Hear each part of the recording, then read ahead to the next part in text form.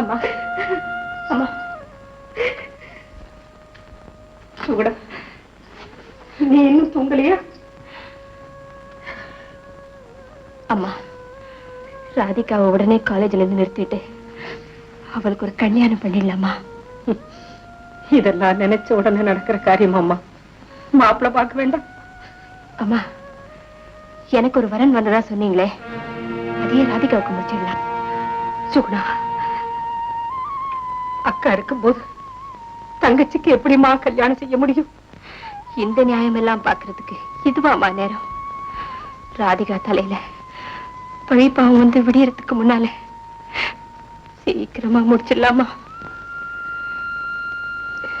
நீ சொல்றது சரிதாம்மா. காலையில அப்பா கிட்ட கேட்டு பாக்குறேன். நீ இப்ப போய் தூங்குமா?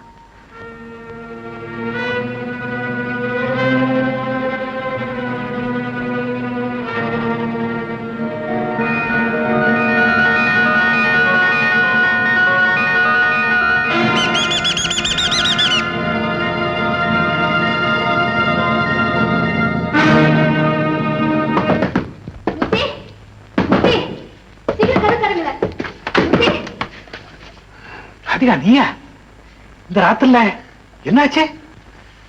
இந்தியாவுக்கு நடுராத்திரில தானே சுதந்திரம் கிடைச்சது. எனக்கு இப்பதான் சுதந்திரம் கிடைச்சிருக்கு. இனிமே நான் அடிமை இல்லை. வீட்டை விட்டு ஓடி வந்துட்டியா?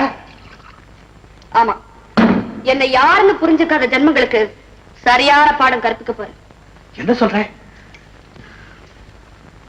அதெல்லாம் சொன்ன எனக்கு அழகிய வரும் மூர்த்தி.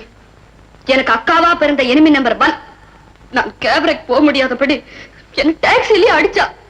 எனக்கு அப்பாவா பிறந்த எனிமி நம்பர் 2 நீச்சலுடைய போட்டோ பார்த்துட்டு கண்ணு மண்ணு தெரியாம என்ன அடிச்சு சித்திரவதை பண்ணாரு. எனக்கு அம்மாவா பிறந்த எனிமி நம்பர் 3 அடிக்கிறதெல்லாம் தடுக்காம அழற மாதிரி நடிச்சது. இதெல்லாம் போதாதுன்னு எவனா ஒரு முன்பின் தெரியாத ஒரு முண்டத்தை தலையில கட்டணும்னு அம்மாவும் மகனும் சதி திட்டம் போட்டாங்க. அதான் வீட்டுல இருந்து கிளம்பிட்டேன். ராதிகா, நிலைமை புரியுது. ஆனா உன்னை காணணும் உங்க அப்பா போலீஸ கூட்டு வந்தா?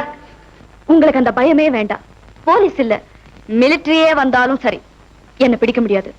என் பணத்தை வேணும்னா கொண்டு போலாம். Don't be chilli. உனக்கு ஆதரவு காட்ட வேண்டியது என் பொறுப்பு. தேங்க்யூ மூர்த்தி.